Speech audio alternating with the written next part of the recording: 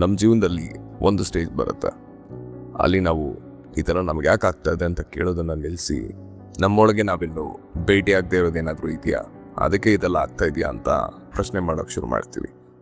ನನ್ನ ಮಹಾಕುಂಭ ಮೇಳದ ಕೊನೆಯ ಭಾಗ ಇದಾಗಿತ್ತು. ಇದು ಬರೀ ಅಯೋಧ್ಯೆ ತಲುಪೋದ್ರ ಬಗ್ಗೆ ಆಗಿರಲಿಲ್ಲ. ಇದು ನನ್ನ ಲೈಫಲ್ಲಿ ಏನೂ ಚೇಂಜ್ ಆಗಲ್ಲ ಅಂತ ಡಿಸಪಾಯಿಂಟ್ ಆಗಿ ಕಳೆದು ಹೋಗಿದ್ದ ಆ ನನ್ನ ವರ್ಷನ್ನ ರೀಚ್ ಮಾಡೋದ್ರ ಬಗ್ಗೆ ಆಗಿತ್ತು. ಬಹುಶಃ ಅದಕ್ಕೆ ಇನ್ನು ಈ ದಾರಿ ನನ್ನ ಬಿಟ್ಕೊಡ್ತಾ ಇರಲಿಲ್ಲ. ಫೆಬ್ರವರಿ 13, 2025 ಕಾಶಿಯಿಂದ ಹೊರಡುವಾಗ ಒಂದು ವಿಚಿತ್ರವಾದ ಭಾವನೆ. ಯಾವ ಊರು ನಮ್ಮೊಳಗೆ ಶಾಶ್ವತವಾಗಿ ಉಳ್ಕೊಳ್ಳುತ್ತೋ ಅಲ್ಲಿಂದ ಹೊರಡುತ್ತಾರ. ಆ ಆರತಿ, ಘಾಟ್ಗಳು, ದೇವರ ದರ್ಶನ, ಇದೆಲ್ಲ ನನ್ನ ಪ್ರಶ್ನೆಗಳಿಗೆ ಉತ್ತರ ಕೊಡ್ತಾ ಇದ್ರು. ಆ ಪ್ರಶ್ನೆಗಳ ಜೊತೆಗೆ ಹೇಗೆ ಬದುಕಬೇಕು ಅನ್ನೋದನ್ನ ಹೇಳ್ಕೊಟ್ಟಿತ್ತು. ಬೆಳಗ್ಗೆ 10 ಗಂಟೆಗೆ 220 ಕಿಲೋಮೀಟರ್ ದೂರದಲ್ಲಿರೋ ಅಯೋಧ್ಯೆ ಕಡೆ ನಾನು ಹೊರಟೆ. ಆ ದಾರಿ ಬೇರೆ ಎಲ್ಲ ರೋಡ್ಗಳಿಗಿಂತ ಡಿಫ್ರೆಂಟ್ ಆಗಿತ್ತು. ಅಲ್ಲಿ ತಣ್ಣಗೆ ಬೀಸ್ತಾ ಇದ್ದಿದ್ದ ಗಾಳಿ ಯಾರೋ ನನಗೋಸ್ಕರ ಕಾಯ್ತಾ ಇದ್ದಾರೆ ಅನ್ನೋ ಫೀಲ್ ಕೊಡ್ತಾ ಇತ್ತು. ಮಧ್ಯಾಹ್ನ 1 ಗಂಟೆಗೆ ನಾನು ಅಯೋಧ್ಯೆ ಎಂಟರ್ ಆದೆ. ಕಿಕ್ಕಿರು ತುಂಬಿದ ಜನ, ರೋಡ್ ಬ್ಲಾಕ್, ಕಣ್ಣೆದುರಿಗೆ ಕಾಣಿಸ್ತಾ ಇತ್ತು ಹೋಮ್ ಸ್ಟೇಗೂ ವಾಪಸ್ ಹೋಗಿ 6 ಕಿಲೋಮೀಟರ್ ಹಿಂದೆಯಿಂದ ಸುತ್ತಾಕಿ ಬರಬೇಕಾಗಿರೋ ಪರಿಸ್ಥಿತಿ. ಇದೊಂಥರ ನಮ್ಮ ಲೈಫ್ನ ಮಿನಿ ವರ್ಷನ್ ಅಂತಾನೆ ಹೇಳ್ಬೋದು. ಎಷ್ಟೋ ಸರಿ ನಮಗೆ ಯಾವುದಾದ್ರೂ ಒಂದು ಇನ್ನೇನು ನಮ್ಮ ಕೈಗೆ ಸಿಕ್ತು ಅಂತ ಅನ್ಕೊಳ್ಳೋ ಅಷ್ಟರಲ್ಲಿ ಅದು ನಮ್ಮಿಂದ ತುಂಬ ದೂರ ಇದೆ ಅನ್ನೋದು ನಮ್ಗೆ ರಿಯಲೈಸ್ ಆಗಿರುತ್ತೆ. ಫೆಬ್ರವರಿ 14, 2025 ಲೈಫ್ ನಮಗೋಸ್ಕರ ಚೂಸ್ ಮಾಡೋ ಡೇಟ್ಸಲ್ಲಿ ಏನೋ ಒಂದು ಹಿಂಟ್ ಇತ್ತೇ ಇರುತ್ತೆ.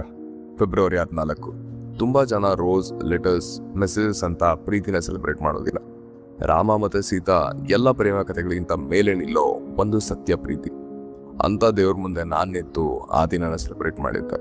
ಮಾರನೇ ದಿನಕ್ಕೆ ನನ್ನ ಅದೃಷ್ಟದಿಂದ ಸಿಕ್ಕಿರೋ VIP ಮತ್ತು ಆರತಿ ಪಾಸ್ ಇದ್ರೂ ಕೂಡ ಮೊದಲನೇ ಸರಿ ಪ್ರಭು ಮುಂದೆ ನಿಲ್ಲಕ್ಕೆ ಒಬ್ಬ ಸಾಮಾನ್ಯ ಭಕ್ತನಂತೆ ಹೋಗ್ಬೇಕು ಅನ್ನೋ ನನ್ನ ಆಸೆ ನೆರವೇರಿತ್ತು. ಕೆಲವು ಲವ್ ಸ್ಟೋರಿಗಳಿಗೆ ಹೂವು, ಲೆಟರ್ ಬೇಡ, ಶರಣಾಗತಿ ಅಥವಾ ಸರೆಂಡರ್ ಅಷ್ಟೇ ಸಾಕು ಅನ್ನೋದು ಮತ್ತೆ ನನಗೆ ನೆನಪಾಯಿತು. ಅಲ್ಲಿಂದ ಮುಂದೆ ಹೋಗಿ ಪಕ್ಕದಲ್ಲೇ ಇದ್ದ ಶ್ರೀರಾಮನ ಪರಮಭಕ್ತ ಹನುಮಾನ್ ಗಡಿಗೆ ಹೋದೆ. ಶ್ರೀರಾಮನ್ ಕಡೆಗೆ ಸಾಗೋ ಯಾವುದೇ ಪ್ರಯಾಣ ಅವ್ರನ್ನ ಜಾಸ್ತಿಯಾಗಿ ಪ್ರೀತಿಸೋ ಹನುಮನಿಗೆ ಬಾಗದೆ ಕಂಪ್ಲೀಟ್ ಆಗಲ್ಲ. ಅದು ಅಲ್ಲದೆ ನನ್ನ ಜೀವನದಲ್ಲಿ ಇದುವರೆಗೂ ನಾನು ಬಿದ್ದಾಗ ಅಥವಾ ಇನ್ನೇನು ಬೀಳ್ತೀನಿ ಅಂದಾಗ ಕೈ ಹಿಡಿದು ನಿಂತಿದ್ದು ಅವನೇನೆ. ದರ್ಶನ ಮುಗಿಸಿ ಹೊರಗೆ ಬಂದಂತ ನನಗೆ ಮನಸ್ಸು ಭಾರ ಆಗಕ್ಕೆ ಶುರುವಾಯಿತು.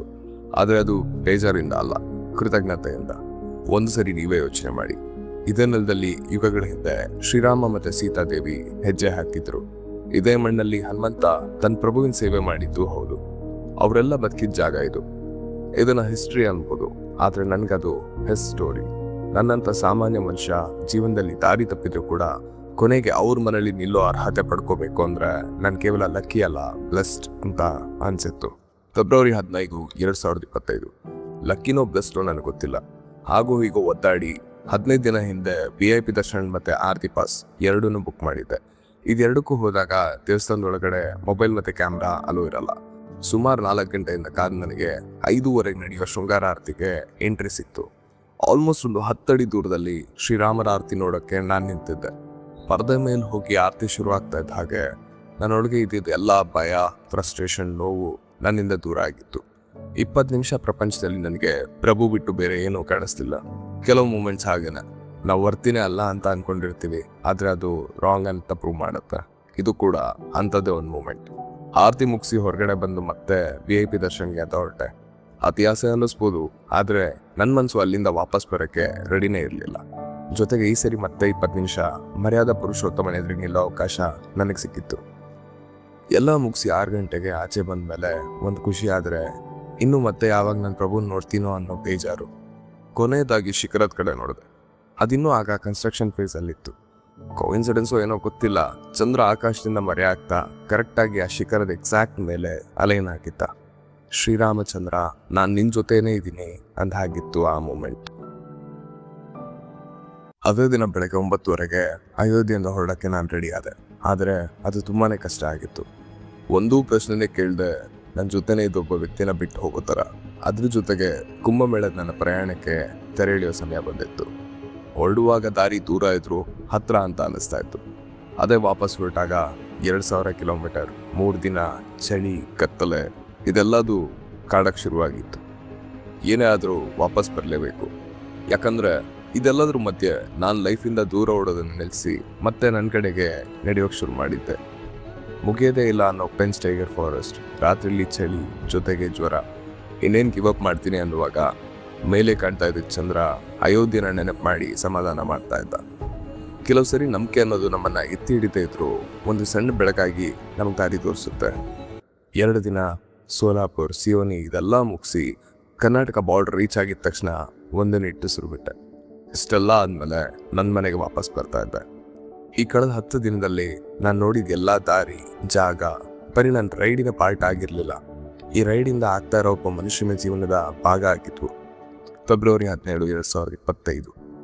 10 ದಿನ, 3 ರಾಜ್ಯ, 4800 ಕಿಲೋಮೀಟರ್. ನಾನು ವಾಪಸ್ ಶಿವಮೊಗ್ಗ ಬಂದೆ.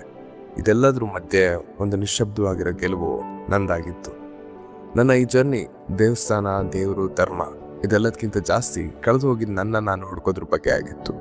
ಅದಕ್ಕೆ ಬ್ಯಾಕ್ ಬೋನ್ ಆಗಿ ಸಪೋರ್ಟ್ ಮಾಡಿದ್ದು ನನ್ನ ಬೈಕ್, ಪ್ರಯಾಗ್ನ ತ್ರಿವೇಣಿ ಸಂಗಮ, ಕಾಶಿಯ ಕೈ ಸತ್ಯ, ಜೊತೆಗೆ ಅಯೋಧ್ಯೆಯ ಭರವಸೆ. ಕೊನೆಯಲ್ಲಿ ಈ ಖಾಲಿ ಅನ್ಸೋ ರೋಡ್ಗಳು. ಲೈಫ್ ನನ್ನಿಂದ ದೂರ ಮಾಡಿದ ನನ್ನ ಮತ್ತೆ ನಾನು ವಾಪಸ್ ಪಡ್ಕೊಂಡಿದ್ದೆ. ತುಂಬಾ ಖುಷಿಯಾಗಿರೋನು ಅಲ್ಲ ಅಥವಾ ಸ್ಟ್ರಾಂಗೆಸ್ಟ್ ಪರ್ಸನ್ ಕೂಡ ಅಲ್ಲ. ಎಲ್ರಿಂದ ಓಡೋದ್ರ ಬದಲು ಮನ್ಸಿನ ಮಾತಿಗೆ ಜೊತೆಯಾಗಿ ನಿಲ್ಲೋ ಒಬ್ಬ ಮನುಷ್ಯ ನಾನಾಗಿದ್ದೆ. ಈ ಸೀರೀಸ್ ನಿಮ್ಮನ್ನ ತಲುಪಿದ್ರೆ ನನ್ನ ಕತೆ, ಪ್ರಯಾಣ, ಮೌನ ಇದರಲ್ಲಿ ಯಾವ್ದಾದ್ರು ಒಂದು ನಿಮ್ಮ ಜರ್ನಿನ ಸ್ವಲ್ಪ ಕೂಡ ಟಚ್ ಮಾಡಿದ್ರು ಥ್ಯಾಂಕ್ಸ್. ಯಾಕಂದ್ರೆ ಮಿರಾಕಲ್ ಮಾನವ ಬರೀ ಟ್ರಾವೆಲ್ ಬಗ್ಗೆ ಮಾತ್ರ ಅಲ್ಲ. ನಾವು ಫೈನಲಿ ಎಲ್ಲದರಿಂದ ಮುಂದೆ ಹೊರಟು ನಮ್ಮ ತನದ ಕಡೆಗೆ ನಡೆಯೋಕೆ ರೆಡಿ ಆದಾಗ ಆಗೋ ಮಿರಾಕಲ್ಸ್ನ ಜರ್ನಿ. ಕೆಲವು ಸರಿ ನಮಗೆ ಬೇಕಾಗಿರೋದು ಉತ್ತರಗಳಲ್ಲ, ನಮಗೆ ನಾವು ಅಷ್ಟೇ.